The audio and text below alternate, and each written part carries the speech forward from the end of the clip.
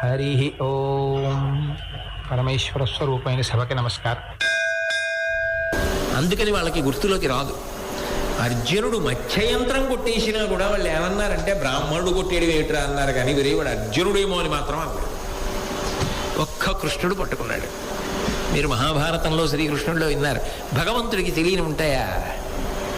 ఆయనకి తెలియకపోవడం ఆయన ఒక్కడే పట్టుకున్నాడు, మిగిలిన ఎవ్వరూ పట్టుకోలేదు. సరే, తర్వాత కథ నడిచిన తర్వాత ద్రుపదుడికి ఒక అనుమానం ఉండిపోతుంది కాదు, అసలు వీళ్ళెవరు? ఈ పిల్లేమో వాళ్ళ వెంట వెళ్ళిపోయింది, వాళ్ళేమో ఊరి చివర ఓ చిన్న ఇంట్లోకి వెళ్ళిపోయారు, అక్కడ అవ్వ కుంతీదేవి ఆ భిక్షాటన చేసి తెచ్చుకున్న అన్నమేమో పంచుకు తింటారు. అసలు వీళ్ళెవరో కనిపెట్టి రమ్మని దృష్టజ్యుమ్నుడి నుండి పంపించాడు. ఆయనేమో పక్కింటి వాటాలో కూర్చుని, ఏ పెద్ద ఇల్లా ఏమిటి, తడికెలు పాక, అక్కడ కూర్చుని విన్నాడు. విని ఇంటికి వచ్చి చెప్పాడు. వాళ్ళు పైకి వేషాలు బ్రాహ్మణుల్లో ఉన్నాయి, రాత్రి పడుకున్నప్పుడు వాళ్ళంతా వ్యూహాలు, అస్త్రాలు, బాణప్రయోగం, వ్యూహాన్ని ఎలా భేదించాలి ఇవి మాట్లాడుకుంటూ పడుకున్నారు అని చెప్పాడు. సరే, తరువాత ఆయన పంపించిన రథాలు అనేకం పంపించాడు ద్రుపదుడు. కానీ ఉత్తమ క్షత్రియులు ఏ రథాలు అధిరోహించి వెడతారో ఆ రథం ఎక్కారు ధర్మరాజు, పాండవులు, కుంతీదేవి. ఎక్కి వెళ్ళారు. వెళ్ళిన తర్వాత మీరెవరు అని అడిగాడు. అడిగితే వాళ్ళు చెప్పేశారు, నేను ధర్మరాజుని, ఈయన భీముడు, అర్జునుడు, నకులుడు, సహదేవుడు. నువ్వు పరీక్ష పెట్టావు కదా, అర్జునుడే కొట్టాడు మత్స్యయంత్రాన్ని, నువ్వు ఏది కోరుకున్నావో అదే జరిగింది. అయితే ద్రుపదుడు ఏం ఆనందపడిపోయాడంటే, అర్జునుడికి భార్య కాగలిగిన పిల్ల నాకు రావాలి కూతురుగా అని కదా కోరుకున్నాడు, అలా జరిగిందిగా, అర్జునుడికి ఇచ్చి పెళ్లి చేస్తాను అనుకున్నాడు. కానీ ధర్మరాజు గారు ఏమన్నాడంటే, ఆమెను మా 5గురికి ఇచ్చి వివాహం చెయ్యాలన్నాడు.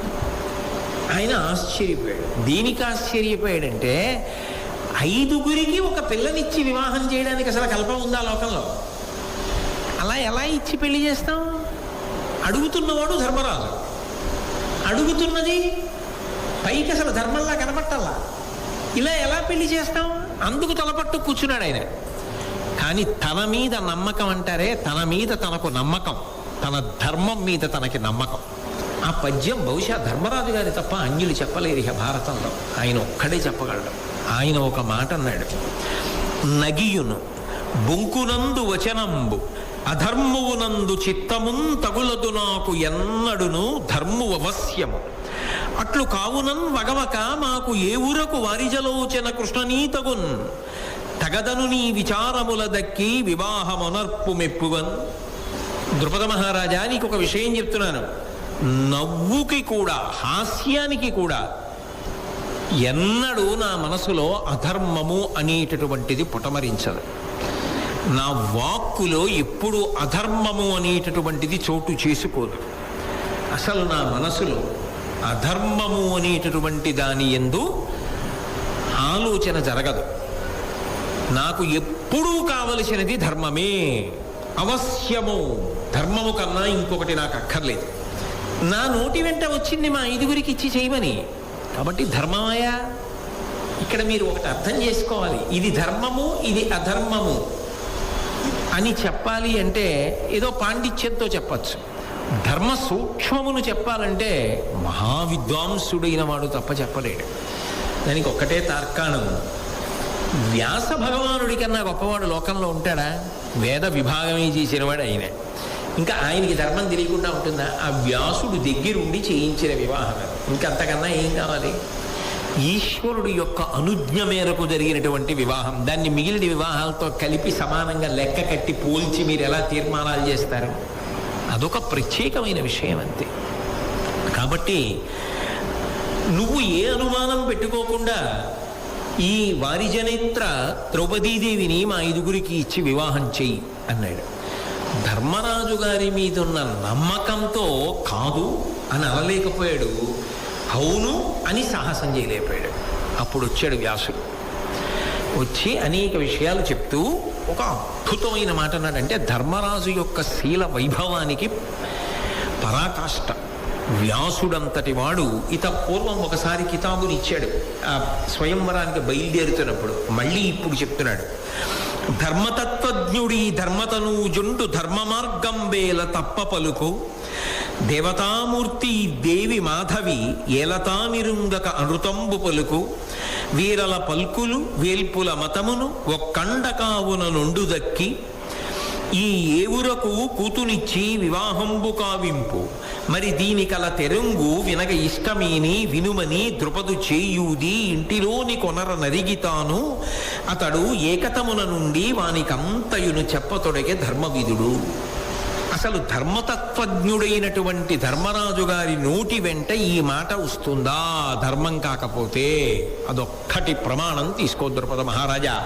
ఇది వచ్చింది ఈ మాట, 5గురికి ఆ పిల్లనిచ్చి వివాహం చేయి అన్నాడంటే నా నోట అనృతము రాదు అని చెప్తున్నాడు అంటే సామాన్య వ్యక్తి కాదు చెప్తున్నవాడు ధర్మరాజు. కాబట్టి ధర్మమే, అదే చిన్న విషయం కాదు ఒక్క పిల్లని 5గురికి ఇచ్చి పెళ్లి చేయడం.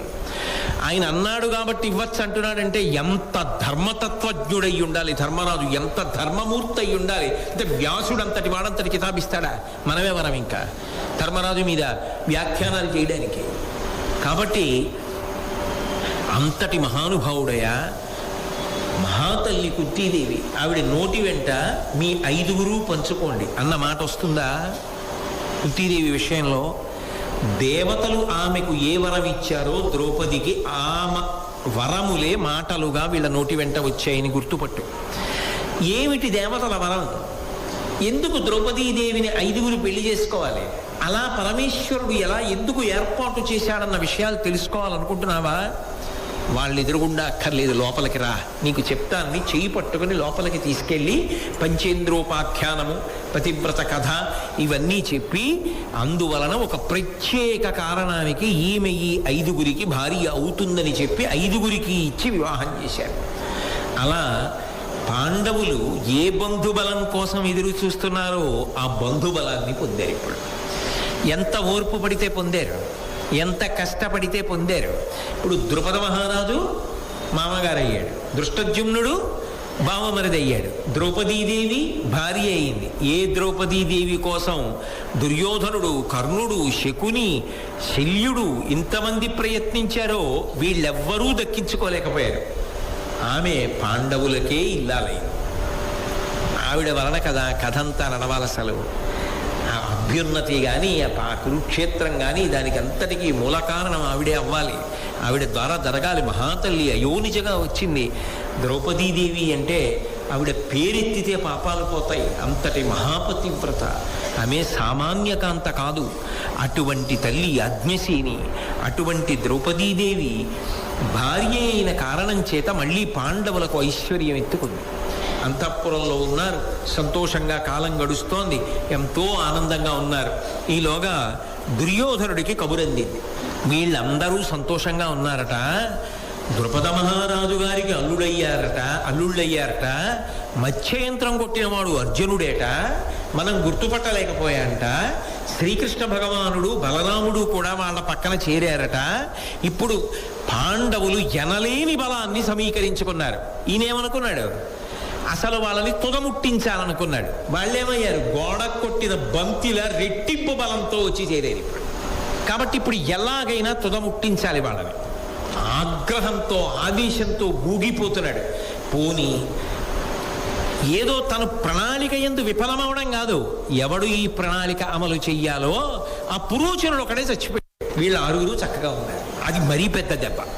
ఇంతమంది గూఢచారులుండి, తాను యువరాజయ్యుండి, ఇంత ప్రభుత్వముండి, ఇంత బలగముండి, ఇంతమంది సేవకులుండి ఆ 6గురు ఇంతకాలం నుంచి సంతోషంగా తిరుగుతున్నారు. మత్స్యయంత్రం కొట్టారు, తెలుసుకోలేకపోయారు. గురే మీరు ఎందుకు పసిగట్టలేకపోయారా అని అడుగుదామంటే, మరి నీ కళ్ళ ముందు మత్స్యయంత్రం కొట్టినప్పుడు నువ్వు కనిపెట్టావా అని అడుగుతారు. అందుకని ఎవరిని అడగను కూడా అడగలేడు, తేలు కుట్టిన దొంగ. కాబట్టి ఇప్పుడు తనలో తానే కుమిలిపోవాలి. తాను వేసినటువంటి విషవృక్షం తననే కబళించడం మొదలుపెట్టింది. ఎవడు బాధపడ్డాడు? బాధ నేను పెట్టాననుకున్నవాడు బాధపడుతున్నాడు, బాధ పెట్టబడ్డాడనుకున్నవాడు సంతోషంగానే ఉన్నాడు, ఇంకా పైకెక్కాడు. ధర్మం అలా ఉంటుంది, అధర్మం ఇలా ఉంటుంది. అందుకే ధర్మాన్ని నమ్ముకు బ్రతుకు అని చెప్తారు. కాబట్టి ఇప్పుడు ఎంతో సంతోషంగా ఉండగా ఆఖరికి రకరకాల విచారణలు చేశాడు. దుర్యోధనుడు చెప్పిన మాటలు విన్నాడు. ధృతరాష్ట్రుడికి తల మీద పిడుగుపడ్డట్టయింది. కానీ భీష్మద్రోణ విదురులు ఉన్నారు పైన, వాళ్ళ మాట కాదనలేడు. పాండవులు బ్రతికున్నారు అని తెలిసిన తరువాత వాళ్ళని ఆహ్వానించకపోతే దోషం, కాబట్టి వెంటనే పాండవుల్ని పిలు అన్నారు. మీరొక్కటి ఆలోచించండి, నిజంగా ఇప్పుడు పిలిచారనుకోండి, ఇప్పుడు వాళ్ళు మళ్ళీ వచ్చారనుకోండి హస్తినాపురానికి, మళ్ళీ ప్రమాదంలోకి ఎడుతున్నట్టే కాదా? కానీ అప్పుడు ధర్మరాజు గారు కొన్ని నియమాలు పెట్టచ్చు, షరతులు పెట్టచ్చు. ఇప్పుడు ఆయనకు ఒక బలం ఉంది, ఆయన ఎలాగైనా మాట్లాడచ్చు. విదురుణ్ణి పంపించాడు, విదురుడు వచ్చి ఆహ్వానించాడు. ఇప్పుడు కొద్దిగానైనా అతిశయం ఉండాలి ధర్మరాజు గారిలో. ఒకటా రెండా ఎన్ని అపచారాలు చేశాడు, ఇప్పుడు మళ్ళీ పిలుస్తున్నాడు దేనికి అని ఏమైనా అడగచ్చా? కానీ ధర్మరాజు గారు అన్న మాటలు వింటే మనం ఆశ్చర్యపోతాం. ఆయన వినయానికి కాదు, ఆయన యొక్క బంధుప్రీతికి. ఎందుకంటే అటువైపు ఉన్నవాడు పెద్ద తండ్రి, భీష్ముడు తాతగారు. ఒక ప్రయోజనం కోసమే తాను చెప్పలేదు. కానీ ఇప్పుడు వాళ్ళు అది చేశారు, వాళ్ళు ఇది చేశారు, వాళ్ళ దగ్గరికి నేను ఎలా వస్తాను అంటే తన వారిని తాను అవమానించుకున్నవాడు అవుతాడా? అందుకే గుండెల్లో పెట్టుకున్నాడంతే అగ్నిహోత్రాన్ని. నేను రానన్న మాట అనలేదు. పైగా తనకి అంటూ అభ్యున్నతి, తనకి అంటూ రాజ్యం మళ్ళీ ఎటువైపు నుంచి రావాలి? అటువైపు నుంచే రావాలి. ఇక్కడ కూర్చుని మామగారు ఇచ్చిన రాజ్యం ఎలా వెళ్తాడు? దృష్టజ్యుమ్నుడు బావమరుతుండగా తనకి రాజ్యం రావాలంటే వెళ్ళాలి హస్తినాపురానికి. ఎవరు తనని చంపుదాం అనుకున్నాడో వాడే ఇప్పుడు ఎదురు నిలబడి స్వాగతం పలికి తేలుకుట్టిన దొంగలా లోపలికి తీసుకెళ్ళాలి. ఈశ్వరుడు అన్నవాడు ఉన్నాడా? ధర్మం అన్నది ఉన్నదా? పెద్ద మార్పు సంభవించిందా? ఎక్కడి పడిపోయిన ధర్మరాజు మళ్ళీ ఎంతెత్తుకు ఎదిగాడు, ఎంత గొప్ప మలుపు తిరిగిపోయింది కథ. అందుకే ధర్మరాజు పట్టుకున్న ధర్మం ఎంత గొప్పదో అర్థం అవుతుంటుంది. ఆయన నాకు రాజ్యం ఇస్తారా, వస్తే ఈసారి నన్ను మళ్ళీ యువరాజుని చేస్తారా, ఇవేం అడగలేదు సరికదా. ఆయన అన్న మాటలు వింటే మనం ఆశ్చర్యపోతాం. ఆయన అన్నాడు, కురుముఖ్యులు ధృతరాష్ట్ర విదుర భీష్ములు గురులు మాకు. మళ్ళీ ధర్మరాజు గారి పట్టాభిషేకం పొందుతాడు, రాజ్యం పొందుతాడంటే మళ్ళీ సంతోషం మొదలైందా ఏమిటి? ఆయన అన్నాడు, కురుముఖ్యులు ధృతరాష్ట్ర విదుర భీష్ములు గురులు మాకు. అవతల కురువంశంలో ముఖ్యులైనటువంటి పెద్దలు ఉన్నారే, ధృతరాష్ట్రుడు, విదురుడు, భీష్ముడు మొదలైన వాళ్ళు మా పెద్దలు. ఎవరు అనగలరండి ఆ మాట? ఈ స్థితిలో మళ్ళీ కత్తుల బోన్లోకి వెళ్లే ముందు అలా ఎవడైనా అనగలడా? అది ధర్మరాజు అంటే. అవతల వారి గౌరవం అవతల వారికి ఇచ్చేస్తాడంతే. ఆ పెద్దరికం జోలికి వెళ్ళాడు. ఎందుకని అంటే తాను చెప్పాడా ఎప్పుడైనా? లక్క ఇల్లు దుర్యోధనుడు నిర్మించాడు, అందులోంచి మేము బయటపడ్డామన్న విషయం భీష్మద్రోణాది వీరులకు తెలిసేటట్టుగా తను ప్రయత్నించాడా? తాను ధృతరాష్ట్రుడికి చెప్పాలనుకున్నాడా? తాను బలం పొందాలనుకున్నాడు, అది పొందాడు. వాళ్ళ మీద నెపం నెట్టి మాట్లాడటం ఎందుకు? ఎవడు చేశాడో వాడిప్పుడు స్వాగతం పలకవలసిందే బయటికి వచ్చి. తన ధర్మం తన్ని నిలబెట్టింది కదా. ఒకరిని అనవలసిన పని ఏమిటి? వాళ్ళ స్థానముల చేత ఆ గౌరవములు వాళ్ళవే. ఆయన పెద్ద తండ్రి, అంతే ఆ గౌరవం. భీష్ముడు తాత, అంతే ఆ గౌరవం. కాబట్టి ద్రుపద ప్రభుడుంగురుడు మామగారు పితృపంచకంలో ఒకడు. అందుకని ఇప్పుడు మాకు ద్రుపదుడు కూడా అత్యంత ముఖ్యుడు, పెద్దవాడు. మురాంతకుడు జగద్గురుండు. శ్రీకృష్ణుడు మురాంతకుడు, అసలు జగత్తుకంతటికీ పెద్దవాడు, మహానుభావుడు. ఇంతమంది పెద్దవాళ్ళు ఉన్నారు, వాళ్ళు ఏది చెప్పారో అది వినడం పిల్లలుగా మాకు ఉండవలసిన లక్షణం. మా పెదనాన్నగారు ధృతరాష్ట్రుడు మహానుభావుడు, మా పినతండ్రి విదురుడు, మా తాత భీష్ముడు, మా మామ ద్రుపదుడు, జగద్గురుడు కృష్ణుడు హస్తినాపురానికి వెళ్ళు అంటున్నారు. వాళ్ళందరూ అన్న మాట కాదని నేను సొంతంగా ఇంకో మాట ఎందుకంట, పెద్దల మాట మీద గౌరవం అంటే అది ధర్మరాజు అంటే. అలా ఎవరు మాట్లాడగలరు? అంత గౌరవాన్ని ఎవరు ఇవ్వగలరు ఆ స్థితిలో? అది ధర్మరాజుకే దక్కింది నిజంగా అని తప్పకుండా వెడతామని చెప్పి మహానుభావుడు బయలుదేరి తిరిగి పాండవులందరూ హస్తినాపురానికి వచ్చారు. అయితే విచిత్రం ఏమిటంటే, ఈ పాండవులందరూ హస్తినాపురంలోకి ప్రవేశిస్తున్నప్పుడు గవాక్షాల్లో నిలబడి ప్రజలందరూ చూస్తున్నారు. వీళ్ళని చూస్తూ వాళ్ళన్నారట, వీళ్ళని చూసి ప్రత్యేకంగా ఎవరిని? ధర్మరాజు గారు. ఎందుకని ధర్మం అన్నది ఎక్కడ ఉన్నా అందరి శాంతికి కారణం. ధర్మం ఒక్కటి పట్టుకున్నాడు అనుకోండి, అది ఎవరో ఒకడికి శాంతినిచ్చేది కాదు, తనకు శాంతి, తన చుట్టూ ఉన్న అందరికీ శాంతి. ఆయనతో ఏ రకంగా ఎవరో అనుబంధం పెట్టుకున్నా శాంతి మాత్రమే ఉంటుంది ధర్మాత్ముడితో అనుబంధం చేత. అశాంతి అన్న మాట ఉండదు ధర్మం దగ్గర. అందుకే పురజనులెల్లను గరమనురక్తులై ధర్మస్వరూపుడి ధర్మతనయుడు అనుజులు తానును చనుదించే పాండు భూజనపతి జీవించి మనల కామ ప్రీతితో తానిప్పుడేతించే మేలయ్యే ఈ మహాత్ములకు దైవమ్ము పురుషకారంబు కలుగంగా ధరుణీ రాజ్యంబు వాయునే అపదల్ వాయుగాక. దాన హోమ జప విధానముల్ మనకివి కలవయేమి ధరణి వలయ రాజ్యమిందయుండి ధర్మనందనుడు అనరించుచుండుగావుతమా అఖండితముగా. ఆ పురప్రజలందరూ కూడా పాండవుల్ని చూసి ఎంత గొప్ప మాట అన్నారంటే, అడిగడిగడిగో ధర్మరాజు ఆయన ఎవరో తెలుసా? రాశీభూతమైనటువంటి ధర్మమునకు కరచరణాదులు వచ్చి కదిలి పెడితే ఆయనే ధర్మరాజు. ఇప్పుడు ఆయన వెనక పెడుతున్నారే నలుగురు, ఎన్నడూ అన్న మాట కాదనని పిల్లలు. వాళ్ళని చూస్తూ ఉంటే ఆ ధర్మం, వాళ్ళ పరిపాలన, వాళ్ళ ప్రేమ, ప్రజల్ని కన్నబిడ్డల్లా పరిపాలించిన వాళ్ళ యొక్క యోగ్యత తలుచుకుంటే పాండురాజు గారి పరిపాలన జ్ఞాపకానికి రావట్లా అన్నారు. ఇక్కడ మీరు ఒక్కటి ఆలోచించాలి. మరి ఇంతకాలం ధర్మరాజు లేడు కదా, పాండవులు లేరు కదా, ఆ సమయాన్ని దుర్యోధనుడు సక్రమంగా వినియోగించుకుని ఉండి ఉంటే, ప్రజల్ని సక్రమంగా పరిపాలించి ఉండి ఉంటే ఈ మాట ఎందుకంటారు? బాబాయ్ వీళ్ళు వచ్చారు, దుర్యోధనుడి పాలన పోతుందేమో అనాలి కదా. వాళ్ళు అంటల్లా. అంటే ఒకటి గుర్తుపెట్టుకోండి, పరిపాలకుడు అనేటటువంటిది ఆ మనసున్నవాడి పరిపాలనే పరిపాలన. ధర్మరాజు గారు, పాండురాజు గారు వాళ్ళ పరిపాలన అంత ఖ్యాతికెక్కింది అంటే వాళ్ళు ప్రజలని కన్న బిడ్డలలా చూసి పరిపాలించారు. అందుకే వాళ్ళ పరిపాలనే కావాలని కోరుకున్నారు తప్ప దుర్యోధనుడు పరిపాలించినా ఇప్పుడు వీళ్ళు వచ్చేసారు దుర్యోధనుడి ప్రభుత్వం పోతుందా అని వాళ్ళు ఏం బెంగపెట్టుకోలేదు. సరికదా ఒక మాట అన్నారు, ఇటువంటి మహాత్ములు ధర్మాన్ని పట్టుకున్న వాళ్ళకే ఆపదలు కలిగిస్తే మాత్రం ఆపదలు నిలబడతాయా పోవు అంటే అన్యాపదేశంగా ఎవరిని ఉద్దేశించి? దుర్యోధనుడే చేసి ఉంటాడనా కాదా? ఇక ఆయన అసలు రాజుగా ఎలా ఊహించుకోగలడు? తనకే లేని ధర్మం ప్రజలకి ఏం ధర్మం నేర్పుతాడు? ఎలా శాంతి భద్రతలు ఉంటాయి? ఎలా రాజ్యం సుస్థిరంగా నిలబడుతుంది? రాజ్యం అంటే కేవలంగా సరిహద్దులు కలిగిన భౌగోళికమైన ప్రదేశమా? ప్రజలు, ఆ ప్రజలు ధర్మంతో నిలబడిన నాడు ఎక్కడైనా కీర్తి. అది నిలబెట్టడానికి తగిన సత్తా ప్రభువుకి లేనప్పుడు ఆ రాజ్యము ఎలా శోభిస్తుంది? దుర్యోధనుడికి ఆ సత్తా లేనప్పుడు రాజ్యమునందు కీర్తి ఎలా వస్తుంది? అది ధర్మరాజు ప్రభు అయినప్పుడే వస్తుంది. అందుకే వాళ్ళు చాలా పెద్ద మాట ఒకటి అన్నారు. ఎంత పెద్ద మాట అన్నారంటే, మేము ఈ రాజ్య ప్రజలం ఎప్పుడైనా అసలు దానాలు చేసి ఉంటే, మేము ఏమైనా హోమాలు చేసి ఉంటే, మేము ఏమైనా జపాలు చేసి ఉంటే, మేము చేసిన దానాలు, మేము చేసిన హోమాలు, మేము చేసినటువంటి జపాలు, వీటి ఫలితం అంతటినీ ధారబోసి పరమేశ్వరుణ్ణి అడుగుతాం. ఈ ధర్మరాజు రాజయి ఈ హస్తినాపురాన్ని వదిలిపెట్టకుండా రాజుగా మమ్ము పరిపాలించుగాక. అది ప్రజల నోటి వెంట రావాలి. అలా యోగ్యత ప్రజల వైపు నుంచి రావాలి. ఆయన మాకు యోగ్యుడైన ప్రభువు, ఎప్పటికీ ఆయన మాకు ప్రభువు కావాలి తప్ప వేరొకడు ప్రభువుగా ఉండడానికి ఇష్టం లేదు.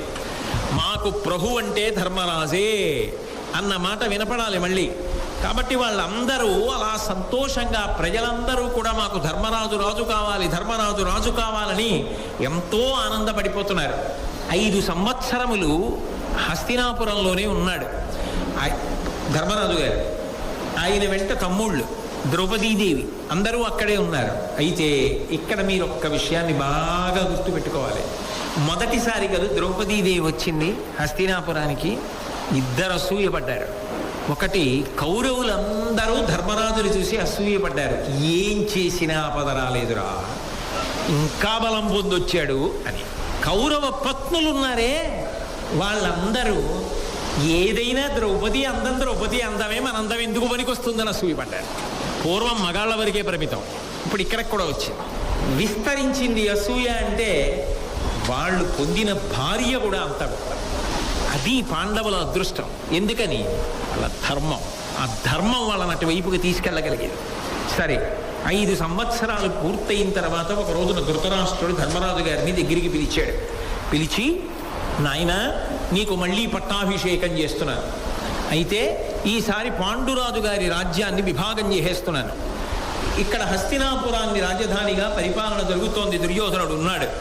నీకు ఖాండవప్రస్థాన్ని రాజధానిగా ఇస్తున్నాను. నిజానికి ఖాండవప్రస్థం హస్తినాపురం ఉన్నంత యోగ్యంగా, అంత శోభస్కరంగా, అన్ని వసతులతో ఉండదు. ఎందుకంటే అది ఒక శాపము చేత దెబ్బతిన్నటువంటి భూమి. అక్కడ తగినన్ని వసతులు లేవు. అటువంటి ఖాండవప్రస్థాన్ని రాజధానిగా చేసుకుని పరిపాలించు. కాదు అని అనడు. మనుష్య ప్రయత్నము చేత సాధించినది గొప్ప తప్ప ఇంకో మాట ఎందుకంటాడు ధర్మరాజు గారు? కాబట్టి నీకు ఖాండవప్రస్థాన్ని రాజధానిగా పట్టాభిషేకం చేస్తున్నాను అని మళ్ళీ ధర్మరాజు గారిని ఖాండవప్రస్థాన్ని రాజధానిగా ఇస్తూ ప్రభువుగా పట్టాభిషేకం చేశాడు. వెళ్ళినప్పుడు యువరాజుగా వెళ్ళాడు. చిట్ట చివర చెట్టు కింద ఉన్నాడు. భిక్షాటన చేశాడు. బంధుబలాన్ని పొందాడు. భార్యని పొందాడు. వీళ్ళే ఆహ్వానిస్తే మళ్ళీ వచ్చారు. ఈసారి ఖాండవప్రస్థాన్ని రాజధానిగా చేసుకుని ధర్మరాజు గారు ప్రభువై పట్టాభిషిక్తుడయ్యాడు.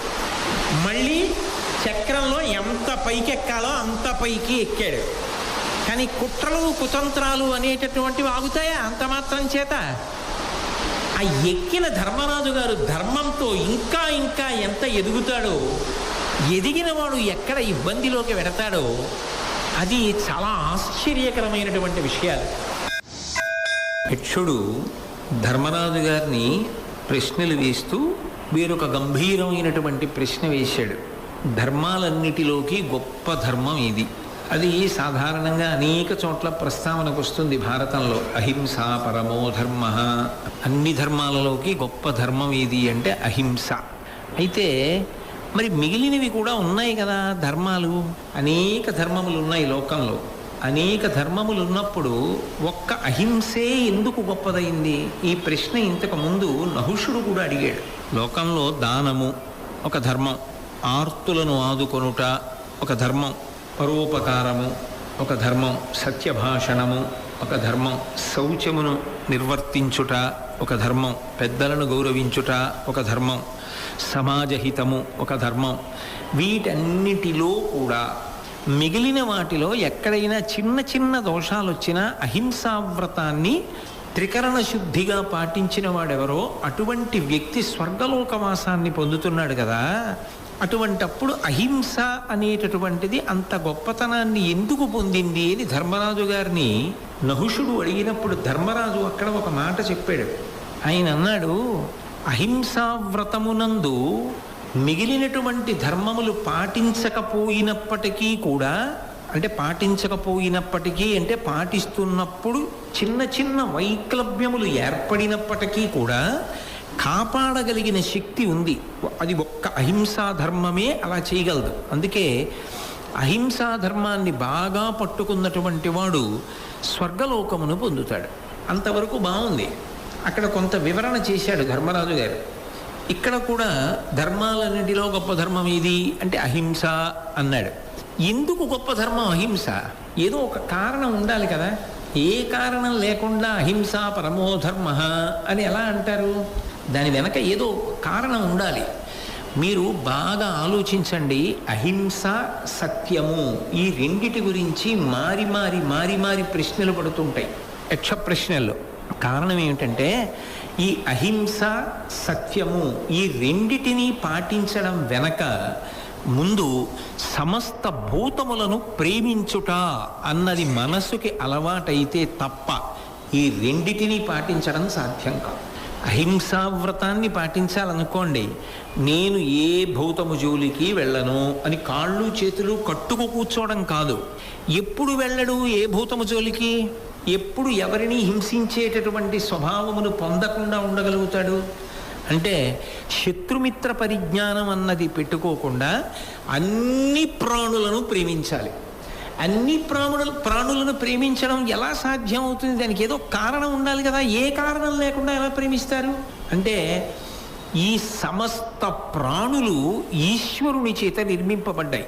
ప్రతి ప్రాణి యందు ఉన్నవాడు ఈశ్వరుడే. ఏ ప్రాణి బాధపడినా ఆ బాధ ఈశ్వర బాధయే. ఇప్పుడు ఈ చెయ్యుంది, ఈ చెయ్యుంది. లౌకికంగా చూస్తే ఈ చెయ్యి వేరు, ఈ చెయ్యి వేరు. ఇది కుడి చెయ్యి, ఇది ఎడం చెయ్యి కాదు.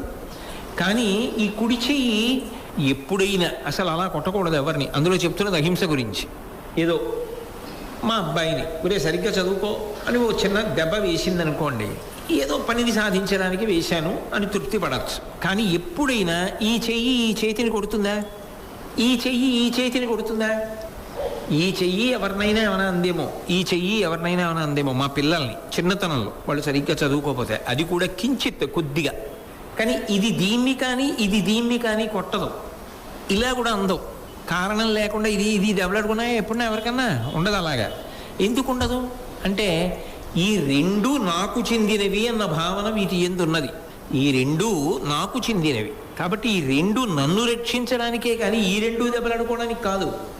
అందుకని ఆ రెండు దెబ్బలాడుకో. అలా ప్రపంచమునందున్నటువంటి సమస్త భూతములు ఈశ్వరుడికి చెందినవి. ఈశ్వరుడు ఉన్నాడు. ఇందులో ఉన్నది అందులో ఉన్నది. ఇది బాధపడ్డం ఏమిటో అది బాధపడ్డం అంతే. కాబట్టి అది ఈశ్వర బాధ. నేను అన్నదానిలోని ఒక ముక్కే అందులో ఉంది. ఇదంతా కలిపి ఒక నేనే అన్నిటిలో ప్రవేశించి ఉంది. ఏది బాధపడినా నేను బాధపడ్డమే. నేను ఈ చేత్తో ఈ చేతిని కొట్టి బాధపడను కదా. నాకు రెండు చేతుల మీద ప్రేమ. ఈ చెయ్యి ఎప్పుడైనా బాగా నొప్పి చేసింది అనుకోండి, ఈ చెయ్యి చేయవలసిన పని ఈ చెయ్యి చేస్తుంది. ఈ చెయ్యి బాగా నొప్పి చేసింది అనుకోండి, ఎందుకన్నా ఈ చేయవలసిన పని ఈ చెయ్యి చేసి పెడుతుంది. ఉపకరించుకుంటాయి కానీ ఒకదాన్నొకటి బాధించుకో. కారణం ఒకటికి చెందినవై ఉండడం. అలా ఈ సమస్త ప్రాణులు ఈశ్వరుడివి. అన్నిటి ఎందున్నవాడు ఈశ్వరుడు. కాబట్టి నేను ఏ ప్రాణిని బాధించినా అది ఈశ్వర బాధ. కాబట్టి నేను బాధించను. అప్పుడు నేను మీద ఎంత ప్రేమ ఉంటుందో నువ్వు మీద అంత ప్రేమ ఉంటుంది. అది నువ్వు కాదు, నేనులో అంతర్భాగం. నువ్వంటే దండిస్తుంది. నేను వేరు నువ్వు వేరు అంటే నేనుకి నువ్వుకి మధ్య సముద్రాలు పట్టేస్తాయి. అప్పుడు నువ్వేమైపోయినా పర్వాలేదు, నేను బాగుండాలి. కానీ నేనులో ఒక ముక్క అందులో ఉంది. అది నేనే, ఇది నేనే. అది నువ్వు కాదు, నేను. అన్నీ నేనే అన్నాడు అనుకోండి. అప్పుడు ఏమైపోతుందంటే ఎలా బాధ పెడతాడు? పెట్టడు. అంటే అన్ని ప్రాణులను ప్రేమించుట అన్న సిద్ధాంతం ముందుకుంటుంది. అది ఉంటే అహింసా వ్రతం ఉంటుంది. అంటే ఇప్పుడు మనసు చాలా చాలా విశాలమైతే తప్ప అహింసా వ్రతం కుదరదు అసలు కదా. అందుకని అహింసా పరమో ధర్మ. అయితే నేను మీతో చెప్పా, అహింసలో కూడా పూర్తిగా కాళ్ళు చేతులు కట్టేసి కూర్చుని బ్రతకడం కుదరదు. ఏదో నడుస్తూ ఉంటే కొన్ని జీవులు చనిపోయాయండి, సూక్ష్మాంగ జీవులు అంటే తప్పదు. మరి నేనేం చేయను దానికి? అంతవరకు ఆ హింస అనుమతింపబడుతుంది. సత్యము కూడా అంతే. సత్యము కూడా నిజము పలుకుట అంటే ఏది ఏమైపోయినా నిజము పలుకుట అని అన్వయం చేయరు వేదాంతంలో. దాన్ని బాగా అర్థం చేసుకోవాలి. సత్యం వద అన్నారనుకోండి, ఎవరు ఏమైపోని, సమాజం ఏమైపోని, ప్రపంచం ఏమైపోని, పక్కనున్నవాడు ఏమైపోని, నేను నిజం చెప్పడం ఒకటే నా వ్రతం అని అనడం నిజం కాదు. అది సత్యం కాదు. ఏది సత్యం అంటే ఒక్కొక్కసారి అవతల ప్రాణిని కాపాడడానికి నువ్వు అబద్ధం చెప్పినా అది నిజమే అవుతుంది. అందుకే సత్యము యొక్క ఎరుక యందు ప్రేమ ఉంటుంది. నీకు నేను బాగా అర్థం అయ్యేటట్టుగా చెప్పాలి అని అనుకున్నాను అనుకోండి. ఏదో ఓ పిల్ల పరిగెత్తుకుంటూ వచ్చి తలుపు కొట్టి ఇంట్లోకి వచ్చి, బాబాయ్ గారు ఎవరో దుర్మార్గులు వెంట పడుతున్నారండి, మెళ్ళో గొలుసు లాక్కోవాలని అంది. అలాగా అమ్మా, లోపల కూర్చో నేను చూస్తాను అని బయటికి వెళ్ళాడు. పిన్నిగారు అని ఇంట్లో ఉన్నటువంటి ఇల్లాల్ని పట్టుకుని ఆమె బాధపడి ధైర్యాన్ని పూని, నేను ఎవరో ఒకళ్ళ ఇంట్లోకి వచ్చాను, ఇప్పుడు కాపాడపడతాను అని వచ్చింది. ఈ యజమాని ఇంటి బయటికి వెళ్ళి నించున్నాడు. ఎవరో 10 మంది బలవంతులైన వ్యక్తులు వచ్చి, ఇటుగా ఓ పిల్ల వెళ్ళిందా అని అడిగారు. ఇప్పుడు ఆయన సత్యమే చెప్పవలెను. సత్యం వద అని, అవును ఆ పిల్ల ఇటుగా వచ్చినది, మా తలుపు కొట్టినది, ఇదిగో మా ఇంట్లో ఉన్నది అన్నాడు అనుకోండి. వాళ్ళు ఏం చేస్తారు, ఈయన్ని పక్కకి తోసేసి ఆ పిల్ల మెడలో లాక్కుపోతారు. ఆ పిల్ల ఏదో తెలిసో తెలియకో బంగారం ఎక్కువ వేసుకుని ఉంది, ఆ బంగారం లాక్కుపోయారనుకోండి. ఇప్పుడు అది సత్యం అవుతుందా అంటే శాస్త్రం అంది అసత్యం అవుతుందండి. అదేంటి వాడు సత్యం కదా చెప్పాడు అంటే, నీ పక్కన ఉన్న వేరొక అమాయకపు ప్రాణి హింసకు గురి అయ్యేటట్టుగా నువ్వు చెప్పే సత్యము కిందకి రాదు. ఇలాగా ఎవరు వెళ్ళలేదే, నేను ఇప్పుడేగా బయటకు వచ్చాను అన్నాడు అనుకోండి, అబద్ధం చెప్పాడు. కానీ ఒక అమాయకురాల్ని కాపాడాడు. ఆమె బంగారం దొంగిలించకుండా పిల్లని కాపాడి వాళ్ళు అలా పోయిన తర్వాత, అమ్మ బెంగ పెట్టుకోకు, మీ అమ్మగారు నాన్నగారు ఎక్కడ ఉంటారమ్మా అని నువ్వు మీ పిన్ని గారి దగ్గర కూర్చో, నేను వెళ్ళి మీ నాన్నగారిని తీసుకొస్తానని వెళ్ళి తీసుకొచ్చి భద్రంగా పిల్లని అప్పచెప్పి, అయ్యా అంత బంగారం పెట్టి పంపించకండి, ఎంత శ్రావణ మాసం వచ్చిందని వరలక్ష్మి వ్రతాలైనా అని చెప్పి పంపించాడు. ఇప్పుడు ఆయన అసత్యము చెప్పినట్టు కాదు, సత్యము చెప్పినట్టే. ఎందుకంటే అందులో ప్రాణి రక్షణ ఉన్నది. ప్రేమ ఉందా? ఒక ప్రాణి రక్షింపబడాలన్న ప్రేమ ఉందా? భూతదయ, సమస్త భూతముల యందున్న ప్రేమ చేత ఆయన అబద్ధం చెప్పాడు. ఇప్పుడు ఆ ప్రేమ ఉండి ఒక ప్రాణిని కాపాడడానికి చెప్పిన అబద్ధం అబద్ధమే అని చెప్పడానికి వీల్లేదప్పుడు అది సత్యము అని చెప్పవలసి ఉంది. అందుకే ధర్మము వేరు, ధర్మ సూక్ష్మము వేరు. ధర్మము యథార్థంగా వాచ్యార్థాన్ని చెప్పేస్తాం, కానీ సందర్భాన్ని బట్టి అన్వయం చేసి అహింస వెనక ఏ ఉంటుంది, సత్యమునకు వెనకే ఉంటుందని అన్వయం చేసి ధర్మ సూక్ష్మాన్ని ఒక సంఘటన పరంగా చెప్పడానికి పరమేశ్వరానుగ్రహము, ఆ శాస్త్ర ప్రవేశము ఉండి ఉండాలి. లేకుండా సాధ్యం అవుతుందా? రామాయణంలో సీతమ్మ శిశుపావృక్షం కింద కూర్చున్నప్పుడు హనుమతో మాట్లాడారు. మాట్లాడితే రాక్షస స్త్రీలందరూ వచ్చి ఎవరో కోతి నీతో కిచకిచలాడింది, ఆ కోతి తర్వాత అశోకవనాన్ని భంజించింది, ఎవరా కోతి అని అడిగారు. ఆవిడంది యూయమేనాభిజానాతి యోయం యద్వా కరిష్యతి అహిరేవహ్యహే పాదాన్ విజానాతి సంశయ అంది. పాము కాళ్ళు పాముకి తెలుస్తాయి. ఇదంతా రాక్షస ప్రదేశం, ఎవరొచ్చారో ఎవరు మాట్లాడారో మీకు తెలుస్తుంది, నాకేం తెలుస్తుంది కోతికి కిచకిచలాడితే అని. ఆవిడికి తెలియదా వచ్చిన వారు హనుమని? మరి అబద్ధం చెప్పలేదా సీతమ్మ? తప్పు కాదా అంటే, ఎవరి కోసం వచ్చారు ఆయన? 100 యోజనముల సముద్రమును దాటి ఆవిడ్ని అన్వేషిస్తూనేనా వచ్చారు? ఆవిడికి ఊరట కల్పించడానికైనా వచ్చారు? అటువంటప్పుడు తన కొరకని రామకార్యం కోసమని 100 యోజనముల సముద్రమును దాటి వచ్చినటువంటి వ్యక్తి యొక్క ఉనికి చెప్పి, ఆయన ఎవరో చెప్పి ఆయన వధకు తాను కారణమైతే ఆమె సత్యము చెప్పినా అసత్యమే, ఆయన భద్రత కొరకు ఆమె అసత్యము చెప్పినా సత్యమే. అందుకే ధర్మ సూక్ష్మాన్ని నిర్ణయించడం అంత తేలిక విషయం కాదు, సందర్భాన్ని బట్టి నిర్ణయిస్తారు. కాబట్టి సత్యము వెనక కానీ అహింస వెనక కానీ ఏముంటుంది అంటే ఆర్ద్రత, సమస్త భూతముల యందు ఒక ప్రేమ భావన ఉంటుంది. ప్రేమ భావనకు కారణమేమి? ఏ కారణము చేత ప్రేమిస్తాడు? అలా లోకంలో అందరూ ప్రేమించగలరా? ప్రతి వాళ్ళని ఎలా ప్రేమించగలరు? కుక్కని, పిల్లిని, పందిని, నక్కని అన్నిటినీ ప్రేమించమంటే ఎలా ప్రేమిస్తాడు అంటే, అన్నీ కూడా ఈశ్వరుని చేత చెక్కబడిన శిల్పములు, అన్నిటి యందు ఈశ్వరుడు ఉన్నాడు. కాబట్టి ఆ అన్ని ప్రాణులను ప్రేమించి కాపాడాలనేటటువంటి బుద్ధి కలగడం, దాన్ని హింసిస్తే నాకు బాధ కలుగుతుంది, దానికి కలిగిన బాధ నా బాధయే, నేను ఎలా ఉంటానో ఆ నేనే అందులో ఉన్నది అంటే దాని ఉద్దేశ్యం. ఇప్పుడు అలా వెళ్ళిపోతుంటే ఓ ఏనుగు వస్తుంటే ఆ ఏనుగు మీద పడి తొక్కేస్తున్నా సరే దాన్ని ఏమనకుండా ఉండండి, అది కాదు ప్రేమ అంటే. అది ఏనుగు, దాని బుద్ధి కొంతవరకే ఉంటుంది అని తెలిసినప్పుడు దానికి దూరంగా ఉండాలి. అంతేకాని మీరు ఏనుగుని ప్రేమించమన్నారు కదండి, సమస్త భూతములను ప్రేమించమన్నారు కదా, అందుకని నేను ఒక గోధుమత్రాజుని ప్రేమిద్దామని పుట్టలో చెయ్యి పెట్టి పీకానంటే నా దోషం కాదు. నేను అందుకే చెప్పా ధర్మ సూక్ష్మాన్వయము కష్టము అని చెప్పా. అది ఆ సందర్భమును బట్టి ఉంటుంది. సమస్త భూతముల యందు ఆ ప్రేమ ఉన్నప్పుడు హింసాభావన తగ్గిపోతుంది. తప్పనిసరి పరిస్థితి అయితే హింస జరుగుతుంది, కానీ ఆ హింస అన్ని వేళలా హింస అని చెప్ప. దేశ సరిహద్దుల్లో సైనికులు నిలబడతారు, అహింస పాటించవలెను, హింస చెయ్యరాదు అని శత్రు సైనికులు చొచ్చుకొని లోపలికి వస్తున్నా వాళ్ళు అహింసావ్రతమును పాటించుతున్నాము అని ఏం చేయకపోతే దేశం ఉనికుంటుందా? వాళ్ళప్పుడు కాల్పులు జరిపి శత్రు సైనికుల్ని పడగొట్టారు, వాళ్ళు అహింస చేశారా? వాళ్ళు హింస చేశారా? వాళ్ళు హింస చేయలేదు. వాళ్ళ విద్యుక్త కర్తవ్యాంతర్గతముగా శత్రువుని చంపారు. హింస కాదు. నాకు ఓ సెగ్గడ్డి వచ్చింది, బాధపడుతున్నాను, వైద్యుడి దగ్గరికి వెళ్ళాను, మత్తిచ్చి కోసేశాడు ఆయన. ఇప్పుడు ఆయన కత్తి పట్టు కోశాడా లేదా? సెగ్గడ్డ నా శరీరంలోనైనా పుట్టింది, అది నా శరీరంలో అంతర్భాగమేనా? మరి కోశాడా? ఆయన హింస చేశాడండి అనొచ్చా? అనకూడదు. శరీర రక్షణ కొరకు దుష్టాంగమును ఖండించాడు. రక్షణ. ఓ న్యాయమూర్తి ఉన్నాడు, ఓ తప్పు పని చేసిన వాడికి ఉరిశిక్ష వేశాడు. న్యాయమూర్తి గారు హింస చేసినారు అనొచ్చా? అనకూడదు. అదే ఆయన విద్యుక్త కర్తవ్యమునందు అంతర్భాగము.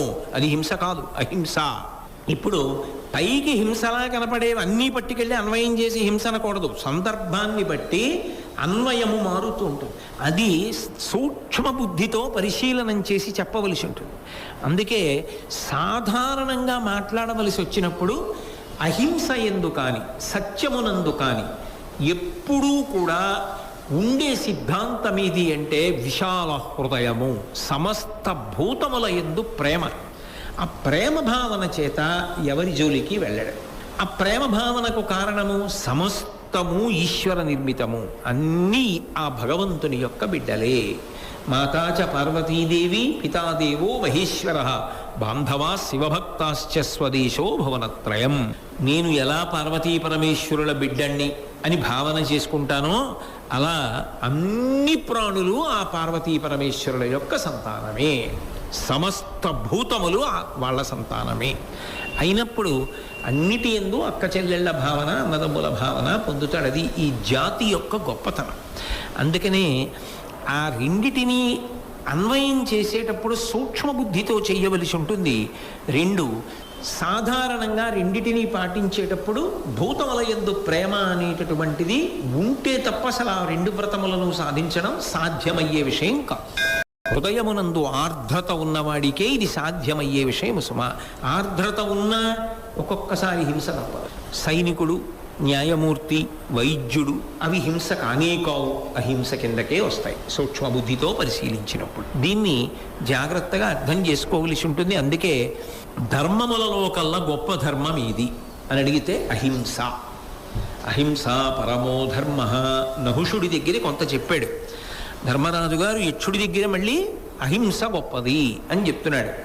అలాగే పరిపూర్ణమైనటువంటి ఫలితాన్ని ఇవ్వగలిగినటువంటి కర్మ ఏది అంటే యజ్ఞము. యజ్ఞము కేవలము సనాతన ధర్మమునకు చెందినది. అందుకే యజ్ఞము యొక్క ఫలితము 3 రకములుగా ఉంటుంది. 3 రకముల ప్రయోజనాన్ని సిద్ధింప చెయ్యగలిగినది యజ్ఞము కనుక పరిపూర్ణ ఫలితం ఇస్తుంది అన్న మాట అన్వయం చేస్తారు. పూజ చేస్తే సిద్ధించదా అండి, ప్రదక్షిణం చేస్తే సిద్ధించదా అండి, సేవ చేస్తే సిద్ధించదా అండి? కాదు. ఈ యజ్ఞము చేస్తే పరిపూర్ణ ఫలము సిద్ధిస్తుంది అనడానికి కారణం అది 3 ప్రయోజనములను ఇస్తుంది. ఒకటి, బాహ్యమునందు ఏదైనా ఒక అవసరం ఉన్నది, అవసరం తీరాలి. ఒక అవసరం ఎందుకు తీరదు? ధర్మరాజు గారిదే సిద్ధాంతం. ఏం చెప్పాడు? గత జన్మలలో చేసిన పాపపుణ్యములు ఉన్నాయి, అవి సుఖదుఖములుగా వచ్చాయి, మంచిదే. ఇక్కడ మీరు చాలా జాగ్రత్తగా ఒక విషయాన్ని పరిశీలించవలసి ఉంటుంది. నేను గత జన్మలో ఏదో పాపం చేశాను, అది దుఃఖ రూపంలో వచ్చింది. ఇప్పుడు నేను భగవద్భక్తితో ఉన్నాను, నేను తెలుసుకున్నాను, పెద్దల వలన గురువుల వలన తెలుసుకున్నాను. ఏమండి, ఇది నేను చేసిన పాపమునకు ఫలితమే, అందుకే నేను దుఃఖపడుతున్నాను అని తెలుసుకున్నాను. అప్పుడు నా పాపము పూర్తయ్యే వరకు నేను దుఃఖపడుతూ కూర్చోవడమేనా? నేను తెలుసుకున్న తర్వాత ప్రార్థన చేస్తే నా పాపమును తొలగించగలిగినటువంటి శక్తి కలిగిన వాడు ఎవరైనా ఉన్నాడా? అలా లేడు. పాప ఫలితమును అనుభవించవలసిందే అన్నాను అనుకోండి. అప్పుడు అన్నిటికన్నా గొప్పది ఇది అంటే కర్మ.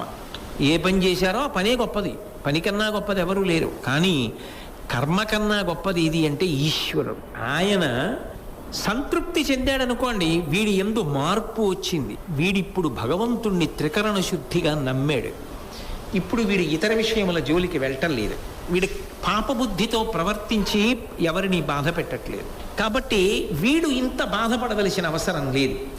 కాబట్టి క్షమించి వీడు చేసిన పాపాన్ని ఇక్కడతో తీసేస్తున్నాను, పడిన దుఃఖం చాలు, ఇక్కడతో తీసేస్తున్నాను అన్నాడు అనుకోండి, కథ సుఖాంతం అయిపోయింది. ఆ పాప ఫలితం అక్కడతో పోయింది. అప్పుడు ఈశ్వరుడు ప్రధానుడు అవుతాడు, లేకపోతే కర్మ ప్రధానం అయిపోవట్లా. అలాగే ఫలాన్ని ఇచ్చేటప్పుడు కేవలము చేసిన వాడికే అన్నారనుకోండి, అప్పుడు ఐశ్వర్యమును బట్టి శక్తిని బట్టి ఉంటాయి చేసే పనులు. అవి వాళ్ళే చేయగలరు కానీ అందరూ చేయగలరా? చేయలేరు. కాదు, భక్తితో చేసిన ఎంత చిన్న పనినైనా పెద్దదిగా చేసి ఎంత పెద్ద ఫలితాన్నైనా ఇవ్వగలడు. అది ఎవరన్నది కూడా ఆయనకు అనవసరం. ఒకనాడు ఒక సాలెపురుగు చేసింది, ఒక పాము చేసింది, ఒక ఏనుగు చేసింది, మోక్షం ఇచ్చాడు. అలా ఎలా ఇస్తావు? అది మనిషి జన్మలోకి వచ్చిందా? వేదం జరిగిందా? శాస్త్రం జరిగిందా? దానికి బుద్ధి ఉందా? దానికి నోరుందా? వాక్కుందా? ఉత్తమ కర్మలు చేసిందా? ఆయనతో వాదిస్తావా? కుదరదు. ఆయన అనుకున్నాడు, ఆయనకి నచ్చింది. అంత తక్కువ ఉపకరణములు కలిగిన ప్రాణి అంత భక్తితో ప్రవర్తించింది, దానికి మోక్షం ఇవ్వాలనుకున్నాడు. మీరు అడగడానికి వీల్లేదు, మీరు అడగలేరు ఈశ్వరుడు. అనుదైవస్య కర్మతత్ అంటాడు రామాయణంలో రాముడు. ఆయనని అనువర్తించడం వినా తిరగబడితే వచ్చే ప్రయోజనం ఏమీ ఉండదు. అందుకే ఏ వేదంబు పఠించలూత భుజగం వేశాస్త్రముల్ సూచే తానీ విద్యాభ్యాసమునర్చె కరి చించే మంత్రమూహించే బోధావిర్భావ నిధానముల్ చదువులయ్యా కాదు మీ పాద సంసేవాసక్తియ కాకజంతు తతికిన్ శ్రీకాళహస్తీశ్వర అంటారు. యజ్ఞం ఏం చేస్తుందంటే అవసరము, అది తీరలేదు అంటే ఏదో పాపము ఫలితాన్ని ఇస్తోంది కదూ, అది అక్కడతో క్షమింపబడి నువ్వు కోరుకున్న అవసరం, ప్రధానమైన కోరిక కాదు, కోరిక అంటే అవసరము ఏది ఉందో అది తీరుతుంది. దశరథ మహారాజు గారికి 60,000 సంవత్సరాలు వచ్చాయి, పిల్లలు లేరు. పుత్రకామిష్టి చేశాడు. ఇష్టింతేహం కరిష్యామి పుత్రీయాం పుత్రకారణాత్ తథర్వశిరసి ప్రోక్తై మంత్రై సిద్ధాం విధానత అన్నాడు ఋష్యశృంగుడు. పుత్రకామిష్టి చేశాడు, సంతోషించాడు ఈశ్వరుడు.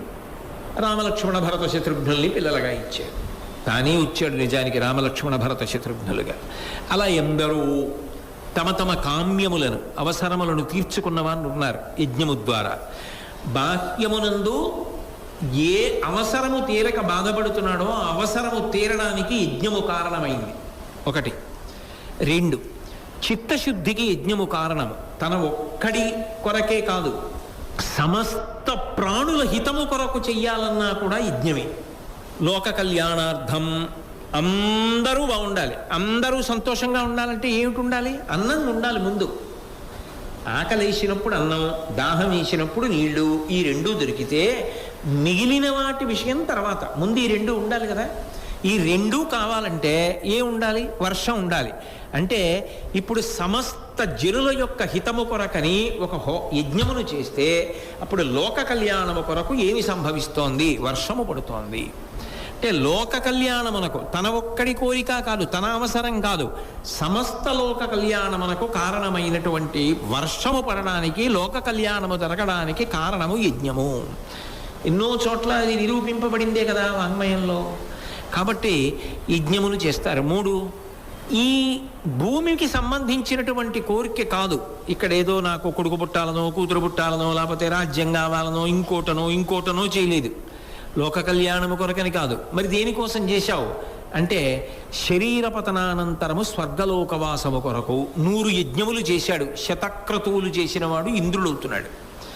అంటే యజ్ఞములు చేయుట ద్వారా దేవ పదవిని పొందుతున్నాడు కదా, దేవేంద్రుడు అవుతున్నాడు కదా. యజ్ఞములు చేయుట ద్వారా అన్న మాటకు అర్థం ఏంటంటే యజ్ఞమునకు యజమానియై అని. కానీ మంత్రాలన్నీ ఆయన చదవాలని ఏం కాదు దాని అర్థం. కాబట్టి ఇప్పుడు యజ్ఞము ఏం చేస్తోందంటే 3 రకములైన ఫలితములు ఇస్తోంది. అందులో అసలు నాకు ఈ 3 కూడా వద్దు, మరి ఎందుకు చేస్తున్నావు? నా తృప్తి కొరకు. యజ్ఞము చెయ్యకుండా ఉండలేక ఇవాళ ఏమీ వార్తలు లేవండి అన్నాడు. కష్టపడి 1 గంట సేపు దినపత్రిక చదివి ఇవాళ ఏమీ లేవండి అన్నాడు. ఇలా ఇవ్వండి అని పక్కవాడు చదివి నిజమే ఇవాళ ఏం లేవు అన్నాడు. మరి ఆయన చెప్పినప్పుడు చదవడం ఎందుకు అంటే చదవకుండా ఉండలేక. అలా యజ్ఞము చెయ్యకుండా ఉండలేక చేశాడు. అప్పుడు ఏమైంది? చిత్తశుద్ధి కలిగింది. చిత్తశుద్ధి జ్ఞానమునకు కారణము. జ్ఞానము కలిగితే మోక్షము. అంటే ఏ ఫలితమైనా ఇవ్వగలిగినది ఏది? యజ్ఞము. కాబట్టి యజ్ఞము పరిపూర్ణ ఫలసాధనము. అంటే ఇవన్నీ ఎక్కడ విన్నవాడు? 12 సంవత్సరముల అరణ్యవాసంలో ఉండగా వచ్చినటువంటి మహాత్ముల యొక్క ప్రబోధం, ధర్మరాజు గారి యొక్క సమస్త అంగ ప్రత్యంగముల యందు, సప్తధాతువుల యందు జీర్ణమైంది. అంత బాగా వంట పట్టించుకున్నాడు చెప్పిన విషయాన్ని. అందుకని యజ్ఞము పరిపూర్ణ ఫలితాన్ని ఇస్తుంది. మంచిదే. ఏది వదిలిపెడితే మనిషి సంతోషంగా ఉంటాడు అంటే అహంకారమును వదిలిపెడితే సంతోషంగా ఉంటాడు. ప్రపంచంలో అన్నిటికీ ప్రబల శత్రువేది? అహంకారమే. నా అంతవాణ్ణి నేను. ఇది చెప్పినంత తేలిక మాత్రం కాదు. ఎందుకంటే అహంకారం లేకుండా ఉండాలి అంటే చాలా పరిణతి కావాలి. అహంకరించడానికి ఏ కారణం అక్కర్లేదు. నేను తెల్లగా ఉంటాను, అహంకరించవచ్చు. నల్లగా ఉంటాను, అహంకరించవచ్చు. సన్నగా ఉంటాను, అహంకారం పొందొచ్చు. లావుగా ఉంటాను, అహంకారం పొందొచ్చు. వృద్ధుడను, అహంకరించవచ్చు. వయసులో ఉన్నాను, అహంకరించవచ్చు. అధికారం ఉంది, అహంకరించవచ్చు. నాకే అధికారం లేదు, హాయిగా ఉన్నాను, అహంకరించవచ్చు. ఆఖరికి నాకే అహంకారం లేదండో అని అహంకరించవచ్చు. అహంకారము ఈ కారణము వలన ఉంటుంది అని చెప్పడానికి ఏమి ఉండదు లోకంలో. దానికి ఏదైనా కారణం కావచ్చు, కానీ అహంకారం వదిలిపెట్టడానికి మాత్రం కారణం ఒకటే ఉంటుంది. అది ఏమిటి అంటే నేనెంతటి వాడను, నేనెంత గొప్పవాడిని అన్న ప్రశ్న ఒకటి వచ్చిందనుకోండి, అది బాగా లోపల జీర్ణమైందనుకోండి, అది ఏం చేస్తుందంటే దేని వలన అహంకారము రావడానికి కారణం వచ్చిందో దాన్ని విత్తుతో పైకెత్తేస్తుంది. కూకటి వేళలో పెళ్ళగించాడంటారే, అలా పెళ్ళగిస్తుంది. నాకు 4 పద్యాలు వచ్చనుకోండి, నాకు అహంకారం వచ్చిందనుకోండి. నాకు 4 పద్యాలు వస్తేనే అహంకారం వస్తే 1000 పద్యాలు వచ్చిన వాళ్ళు ఎంత అహంకారం పొందాలి? 1,00,000 పద్యాలు వచ్చిన వాళ్ళు మహాభారతం పుస్తకం చూడకుండా 18 పర్వములు ధారణ చేసిన వాళ్ళు ఉన్నారు, ఉభయ భాషల్లో, సంస్కృత భాషల్లో, తెలుగు భాషలో. నేనెంతటి వాడిని, ఏం తెలిసని నేను అహంకరించాలి అనుకున్నాను అనుకోండి, అహంకారం ఉండదు. ఏ విషయంలోనైనా నేనెంతటి వాడిని అన్న ప్రశ్న ఒకటి వచ్చిందనుకోండి, అహంకారం ఉండదు. నా అంతటి వాణ్ణి అన్నాడు అనుకోండి, అహంకారం ఉంటుంది. అది తిప్పడంలోనే అహంకారం ఉండుట, అహంకారము లేకుండుట. అయితే చెప్పినంత తేలిక అదేమో అట్ల కాడతో అటు ఇటు తిప్పడానికి ఎంతో సాధన చెయ్యగా అహంకారం తగ్గుతుంది. లేకపోతే ఏమవుతుందంటే అది ఏదో ఒకటి జ్ఞాపకం చేస్తుంది. దానికి ఉన్న తమాషా ఏమిటంటే ఏదో ఒకటి జ్ఞాపకం చేసి పైకి లేస్తుంది. దానికి తోబుట్టు ఎవరంటే కోపం. పక్కన కోపం వస్తుంది. అది ఏం చేస్తుందంటే పాపపు పని చేయిస్తుంది. ఇప్పుడు నేను మా అబ్బాయికి ఏదో చెప్పాను అనుకోండి, వాడు చేయలేదు. ఎరా నిన్న నీ చెప్పాను చేశావా అన్నాను. నాన్నగారు చేయలేదు నాన్నగారు, మర్చిపోయాను అన్నాడు. తండ్రిని ఇంత కష్టపడి కన్నాను, పెంచాను, పెద్ద చేశాను, చిన్న పని చెప్పాను, చేయలేదు నాన్నగారు, కుదరలేదు అంటాడేంటి అంటే నేను తండ్రిని, ఓ అహంకారం. దానికి పక్కన చెల్లెలు కోపం. వెంటనే నానా దుర్భాషలాడాను. ఆ తర్వాత ఓ గంట పోయిన తర్వాత వాడు, నాన్నగారు మీరు చెప్పిన పని చేశాను, నిన్నను ఎందుకు చేయలేకపోయానంటే మీకు చెప్తే బెంగ పెట్టుకుంటారు, దూరంగా ఉన్నారని చెప్పలేదు నాన్నగారు. నిన్నంతా పడిశం పట్టి ముక్కు కారిపోయి తలపోటు అస్సలు లేవలేకపోయాను నాన్నగారు, అందుకు చేయలేదు. ఆ మాట మీతో చెప్తే మీరు బెంగ పెట్టుకుంటారు, ఎలా ఉందిరా అని, అందుకని మీకు చెప్పలేదు నాన్నగారు అన్నాడు. ఇప్పుడు ఏమైంది, బాధపడావా? ఓ 4 గంటలు బాధపడాలా? దిక్కుమాల పెద్దరికం, ఎందుకు వచ్చిన పెద్దరికం, చటుక్కుంది అబలాడేశాని, యుక్తాయుక్త విచక్షణ లేకుండా అని బాధపడాలా? అదే పోన్లే పిల్లాడు, నేను ఒకప్పుడు మా నాన్నగారి కొడుకునేగా, నేను చేసిన వాడినేగా ఇలాంటి పనులు, కాబట్టి మెల్లగా అడుగుదాం. ఏరా ఎందుకు చేయలేదు, చెప్పిన పని చెయ్యాలి కదా, చెప్పినప్పుడు చేయకపోతే దాని విలువ ఏముంటుందిరా అన్న తర్వాత వాడికి చెప్పాడు అనుకోండి, ఓ పర్వాలేదు, ఏం పర్వాలేదు, ఇవాళ ఎందుకు చేసావు ఇవాళ మాత్రం, ఇది చెప్పి 2 రోజులు పోయాక చేయొచ్చుగా అన్నారనుకోండి, ఆ తర్వాత 6 గంటలు వేళ్ళు విరుచుకోవాల్సిన అవసరం ఏముంటుంది? కాబట్టి అహంకారమును వదిలిపెట్టిన వాడు సంతోషాన్ని పొందుతాడు అన్న మాటకు అర్థం ఏమిటంటే ఎప్పుడూ హాయిగా ఉంటాడు. ఇక్కడ సంతోషము ఇక్కడే కాదు, శరీర పతనానంతరము కూడా. ఎందుకనంటే దాని పక్కన చెల్లెలు కోపమునకు వశపడలేదు కాబట్టి పాపము చెయ్యలేదు కాబట్టి శరీర పతనానంతరము ఉన్నత లోకములో పోయాడు, సంతోషంగా ఉన్నాడు. సంతోషము ఒక దేశమునకు, ఒక కాలమునకు పరిమితమైనది కాదు. అనంతమైన సంతోషాన్ని ఇవ్వగలిగినది ఏది అంటే అహంకార పరిత్యాగము. అయిందానికి కాందానికి నేనిది అని గుర్తు తెచ్చుకొని అహంకరించడం తగ్గించుకున్న నాడు ఎవరికో ఏదో ఉద్ధరణ చేయలేదు, నువ్వు సంతోషంగా ఉండడానికి అది కారణమైనది. కాబట్టి ఏది వదిలితే సంతోషం అంటే అహంకారం. ఎవరితో పొత్తు చెడదు? చాలా గంభీరమైన ప్రశ్నిస్మండి. ఎవరితో పొత్తు అంటే స్నేహం చెడకుండా ఉంటుంది. స్నేహము అంటే ఆర్ద్రత, కలిసి ఉండుట, మనసులు కలిసి ఉండుట, వాళ్ళని స్మరించినప్పుడు ఓ వాళ్ళ అన్న ప్రేమ భావన, అది ఎవరితో చెడకుండా ఉంటుంది అంటే సజ్జనులతో చెడకుండా ఉంటుంది. ఎందుకంటే సజ్జనుడికి ఉండే లక్షణం ఏమిటంటే అవతల వాడిలో ఉన్న మంచిని స్మరిస్తూ ఉంటాడు. ఏదైనా దోషం ఉందనుకోండి, దిద్దే ప్రయత్నం చేస్తూ ఉంటాడు. ఒరే ఎందుకురా ఈ పనులు అంటూ ఉంటాడు. ఇప్పుడు ఆయన ఎందుకురా ఈ పనులు అన్నాడని నువ్వు దూరంగా పోయావు అనుకో, ఆయన్ని నువ్వు వదిలేశావు, పాడయ్యేది ఎవరు? ఎవరు దూరంగా పోయారో వాడు పాడైపోతాడు. ఆయనకి ఏమైనా నష్టం వచ్చిందా? ఆయన స్మరించినప్పుడు మాత్రం ఎంతో ప్రేమతో స్మరిస్తాడు. ఆయన వైపు నుండి స్నేహము చెడదు, నీ వైపు నుండి చెడగొట్టుకుంటే నీ దురదృష్టం. అందుకని తెగకూడని బంధం ఇది అంటే సజ్జనులతోడి బంధమే. దాన్ని ఏ కారణం చేత పోగొట్టుకోకు. ఏ ఒక్క కారణం కూడా అది తెగడానికి కారణం కాకూడదు. ఎక్కడ తెగుతుంది? ఆయన ఏదో మందలించాడు అనుకోండి, ఆయన ఎందుకు మందలిస్తాడు? మంచి కోసం మందలిస్తాడు. ఎందుకు ఈ పని చేస్తావు, అలా చీకు అన్నాడు అనుకోండి, నాకు చెప్పొచ్చేవాడా, నేను ఇంకా ఆయన ముఖం చూడండి, నేను ఆయన దగ్గరికి వెళ్ళండి మాని ఏమవుతుంది ఆయనకి? ఆయన మాత్రం నిన్ను స్మరించినప్పుడు ప్రేమ భావనతో ఏమంటే పోనీ ఇప్పటికైనా ఎవరైనా మార్చుకుని సంతోషంగా ఉన్నాడా?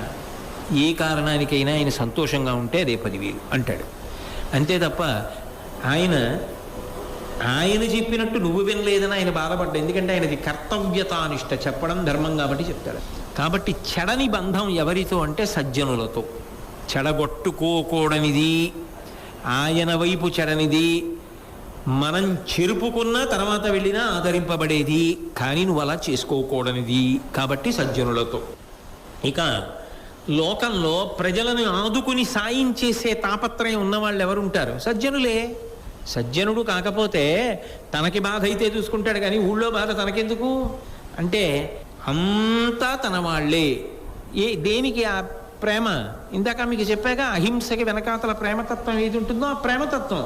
అందుకే ఎవరు బాధపడుతున్నా ఆ సమస్యని తన సమస్యగా స్వీకరించి దానికి ఒక ఉత్తమ పరిష్కారము కొరకు ప్రయత్నం చేస్తూ ఉంటాడు.